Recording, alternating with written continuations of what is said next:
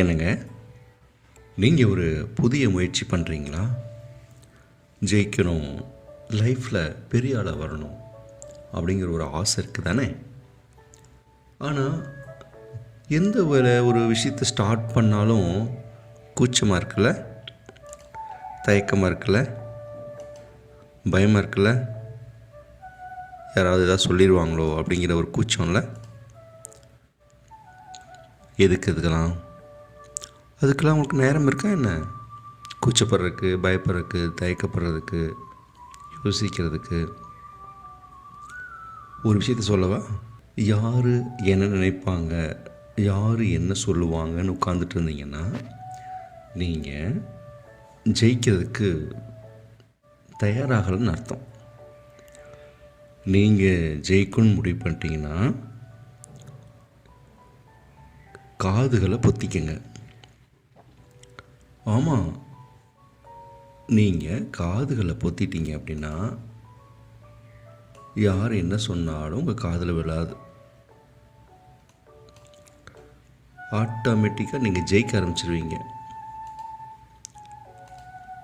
பாருங்கள், ஒரு ஃபோட்டோ அனுப்பிச்சிருக்கேன் உங்களுக்கு. ஃபஸ்ட்டு நீங்கள் ஒரு எக்ஸசைஸ் பண்ணுறீங்கன்னு வச்சுக்கோங்களேன். உதாரணத்துக்கு தான் அது. நீங்கள் ஒரு இசைக்கருவி கற்றுக்கலாம், டான்ஸ் ஆடலாம், அல்லது ஸ்போர்ட்ஸுக்கு கலந்துக்கலாம், இல்லை புதுசாக ஒரு லாங்குவேஜ் கற்றுக்கலாம், இல்லை புதுசாக ஒரு தொழில் ஆரம்பிக்கலாம், வேலைக்கு போகலாம், எது வேணால் செய்யலாம். உதாரணத்துக்கு இந்த பொம்மையில் இருக்கிற மாதிரி ஒரு எக்ஸசைஸ் பண்ணக்கூடிய ஒரு பையனுடைய பொம்மையை போட்டிருக்கேன் பாருங்கள்.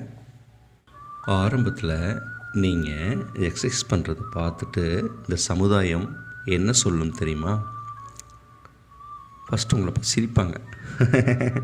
ஏன்னா எக்ஸசைஸ் பண்ண போகிறேன் நாம அப்படின்னு. அப்புறம் நீங்கள் இடைவிடாமல் அதை யார் என்ன சொன்னாலும் கண்டுக்காமல் செஞ்சுட்டே இருந்தீங்கன்னா அப்போ க்ளோஸாக வந்துட்டு எதுக்கு உனக்கு ரிஸ்க்கு, இதெல்லாம் உனக்கு தேவையா அப்படிங்கிற மாதிரி டிஸ்கரேஜ் பண்ணுவாங்க. ஓகேவா? அதுக்கப்புறம் மெல்ல மெல்ல நீங்கள் கண்டினியூஸாக பண்ணும்போது உங்கள் பாடியில் டெவலப்மெண்ட் தெரியும். உங்களுக்குள்ள ஒரு உற்சாகம் இருக்கும், ஒரு பெருமிதம் இருக்கும்.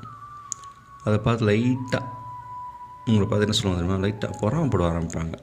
பாரு இப்படி வந்துட்டுருக்கான் பாரு அப்படின்னு. அதுக்கப்புறம் பாருங்கள், நீங்கள் நல்லா டெவலப் ஆயிடுவீங்க. இது எல்லாமே லாங் ப்ராசஸ். பண்ண இடைவிடாமல் பண்ண நீங்கள் டெவலப் ஆவீங்க. உடம்புலாம் நல்ல பெருசாகும், உங்களுக்கு ஷேப் ஆகும், நல்ல ஒரு பாடி, ஜிம் பாடி மாதிரி ஆகும். அப்போ என்ன சொல்லுவாங்க தெரியுமா? அவனை பார் எப்படி பண்ணிகிட்ருக்கான் பார், எப்படி ஆர்டர் பண்ணுறான் பார் அப்படின்னு இன்னொருத்தர்கிட்ட உங்களை ரோல் மாடலாக சொல்லிகிட்ருப்பாங்க. ஆச்சரியமாக இருக்குல்ல? இதுதான் அந்த சொசைட்டி. நல்ல மனிதர்கள் இருக்காங்க, அவங்களும் உங்களை என்கரேஜ் பண்ணுவாங்க. ஆனால் உங்களை டிஸ்கரேஜ் பண்ணுறவங்களோட மைண்டை நீங்கள் கண்டுக்காதீங்க, அவங்க வார்த்தைகளும் காதில் வாங்காதீங்க. நீங்கள் நினச்சா பெரிய ஆளாகலாம். ஆயிடுவீங்க தானே?